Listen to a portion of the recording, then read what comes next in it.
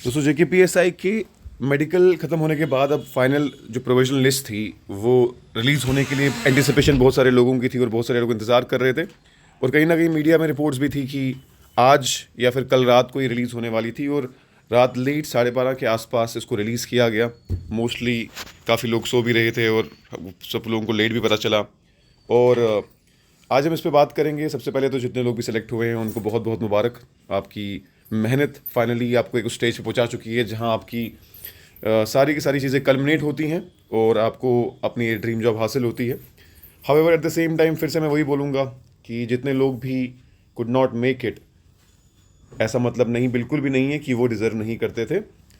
कभी रेस में एक सेकंड कम हो गया, कभी एग्ज़ाम में एक क्वेश्चन कम हो गया, कभी तबीयत ख़राब होने की वजह से पढ़ाई नहीं कर पाए, और भी बहुत सारे रीज़न। बहुत से अलग मास्टर्स कोई दे रहा था, कोई पीएचडी साथ में कर रहा था, दोनों चीज़ें मैनेज कर रहा था।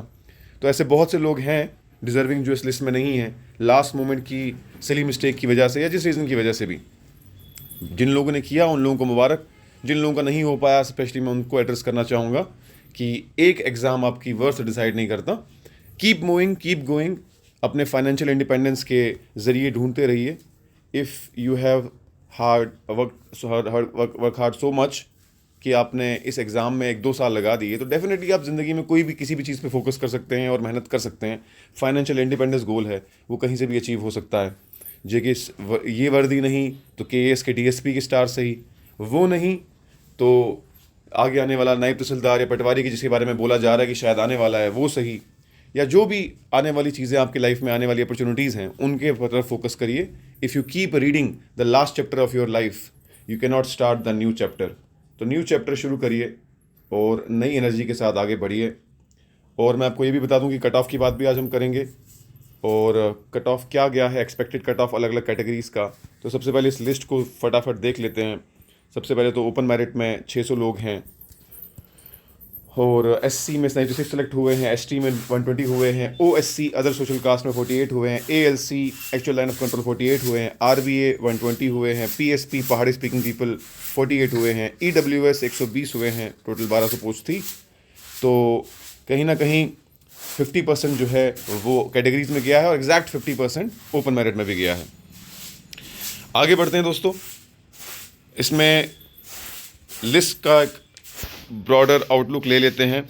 इसमें तकरीबन सभी लोगों का नाम, उनके मार्क्स और साथ ही साथ उनके जहाँ से उनने अपना ग्रेजुएशन कंप्लीट किया है वो लिखा है और सारे की सारी डिटेल्स हैं हर किसी सिलेक्टेड कैंडिडेट की अलोंग विद हिज और हर मार्क्स। तो ये कल्मिनेशन हो चुकी है इस पूरे प्रोसेस की। उम्मीद है कि आने वाले टाइम में जो एग्ज़ाम्स हों वो इतना टाइम ना लगाएं। आगे ये भी सुनने में आ रहा है कि जेकेपीएसआई की 758 पोस्ट और भी पाइपलाइन में है, ये कभी भी दोबारा से नोटिफाई हो सकती हैं। तो जिन लोगों ने ये मिस किया और उन लोगों का दिमाग में बस पुलिस सर्विसेज ही है, तो वो लोग इस चीज़ के लिए बिल्कुल तैयार रहें। ना सिर्फ पढ़ाई के हिसाब से बल्कि अपने फिजिकल स्ट्रेंथ के हिसाब से भी। मैंने अपनी नज़रों के सामने ऐसे लोगों को फिजिकल में फेल होते देखा है जिन लोगों के बहुत अच्छे मार्क्स थे, 1 सेकंड से, माइक्रो सेकंड से रह गए वो। तो अपनी अगर आप अभी भी फिजिकल में ही, अब अगर आप अभी भी पुलिस सर्विसेज में ही जाना चाहते हैं और आगे 758 का वेट कर रहे हैं, तो पहली बात तो ये पता होना चाहिए आपको कि आपकी जो एज है वो एज कहीं क्रॉस ना हो गई हो, क्योंकि 28 इसकी अपर लिमिट होती है। एज रिलैक्सेशन दें या ना दें वो देर की बात है, बट उस चीज़ पे आपको देखना बड़ा ज़रूरी है, रियलिटी चेक। दूसरी चीज़, आप फिज़िकली फिट हैं कि नहीं है। कई सारे लोगों ने सोचा कि लास्ट मोमेंट पे हम फिज़िकल की प्रैक्टिस कर लेंगे और हो जाएंगे, बट बहुत से अच्छे लोगों का फिज़िकल नहीं हो पाया जस्ट बिकॉज कि उनने इतना सीरियसली इसको नहीं लिया। लास्ट के 1 महीने से नहीं कर पाया वो चीज़ पूरी जिस जो उनने पूरा साल करना चाहिए था। एटलीस्ट 6 महीने उनको लगातार अपने एंड्योरेंस करनी चाहिए थी। तो दोस्तों अब बात करते हैं हम जो कट ऑफ गया है। कट ऑफ में बताता हूँ आपको। जहाँ एक्सपेक्टेड है, जो रफ़ आइडिया है वो ये है कि जो जनरल का ओपन मेरिट का कट ऑफ है वो तकरीबन 107.91 के आसपास एक्सपेक्ट किया जा रहा है। एएलसी का कट ऑफ तकरीबन 101.28 की बात तकरीबन एक्सपेक्ट किया जा रहा है। उसके अलावा आरबीए का कट ऑफ 100 के आसपास एक्सपेक्ट किया जा रहा है, जो लिस्ट के तहत पता चल रहा है हमको। फिर पीएसपी का 97.86 फिर OSC का 97.45 के आसपास है। SC की बात अगर करें शेड्यूल कास्ट तो 95.08 के आसपास है। EWS की बात करें तो EWS का कट ऑफ 89.93 के आसपास है और फाइनली ST का कट ऑफ 88 है। तो ST का सबसे कम गया है और बाकी सबका थोड़ा उससे ज़्यादा गया है। तो इसी को एक्स्ट्रापोलेट आप कर सकते हो कि VLW में कट ऑफ क्या जा सकता है। तो अब यही मैं आप सभी को बोलूँगा कि जिन लोगों का नहीं हुआ उनसे मैं एड्रेस करूँ कि अगले चीज़ की तैयारी करते रहो, और जिन लोगों का हो गया वो अपने करियर की और ज़्यादा आगे जो भी, अगर आज आपने JKPSI अचीव किया है तो आप JKAS भी क्वालिफाई कर सकते हैं। ये बस रुके नहीं, मेरी नज़र में ऐसे बहुत से लोग हैं जो इस प्रोसेस में एसोसिएटेड थे, SI बनना चाहते थे, तो वो आज की डेट में 2021 की लिस्ट में DSP बन चुके हैं।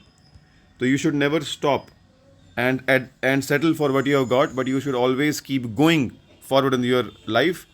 अगर आपने इतना डिफिकल्ट एग्ज़ाम, इतना एंड्योरेंस सह लिया, तो आगे एग्ज़ाम की भी तैयारी करिए, एक बेटर जॉब, एक बेटर करियर अपॉर्चुनिटी की तरफ बढ़िए। अगर आप आज ऐसा ही हैं तो कल आप DSP भी बन सकते हैं, कल को आप IPS भी बन सकते हैं। You have it in you.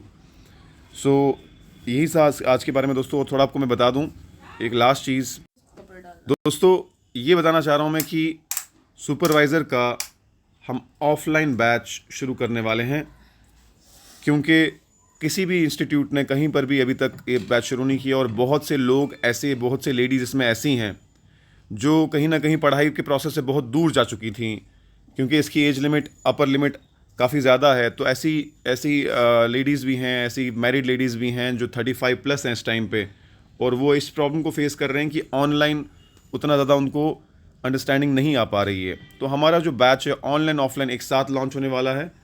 हम कमिंग मंडे से क्लासेस शुरू कर रहे हैं, कमिंग ट्यूसडे से क्लासेस शुरू कर रहे हैं, यानी कि 2 जनवरी से 2 जनवरी से हमारा क्लासेस शुरू हो जाएंगी कनाल रोड में।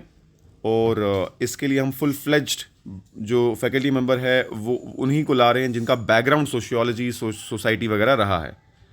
और इसमें आपको मैं बता दूं कि मोस्टली सिलेबस GS नहीं है, इसमें सोसाइटी और सोशियोलॉजी इसका बैकग्राउंड है।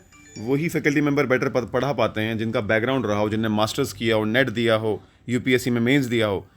तो ऐसे लोगों को ही हम लेके आ रहे हैं जिनका बैकग्राउंड सोशियोलॉजी और सोसाइटी है, और जो बड़े अच्छे तरीके से आपको समझा सकते हैं। और मैं बोलना चाहूँगा सभी उन लेडीज़ को जो अपना कहीं ना कहीं स्टडीज़ से और करियर से दूर हो गई हैं, ये अपॉर्चुनिटी आपके लिए बहुत इंपॉर्टेंट अपॉर्चुनिटी है। न सिर्फ आपके लिए बल्कि आपके आसपास अगर आप देखते हैं कि कोई आपके एक नेबर हैं, कोई रिलेटिव में हैं, कोई कज़न हैं जो अब अपनी लाइफ्स में स्टडीज़ को छोड़ चुके हैं, उनको ज़रूर बताएं इस जॉब के बारे में। उनकी लाइफ की जो एक मोनोटोनी है वो टूट जाएगी इस पर्टिकुलर जॉब से। बहुत अच्छी अपॉर्चुनिटी सभी फीमेल कैंडिडेट्स के लिए। तो ये हम जल्दी ही लॉन्च करने वाले हैं। 2 जनवरी से डेमो क्लासेस शुरू हैं, तो आप सभी उसमें आके पार्टिसिपेट कर सकते हैं जीवल में, कनाल रोड पे। So thank you so much everyone for joining. Will be back with more updates. Thank you.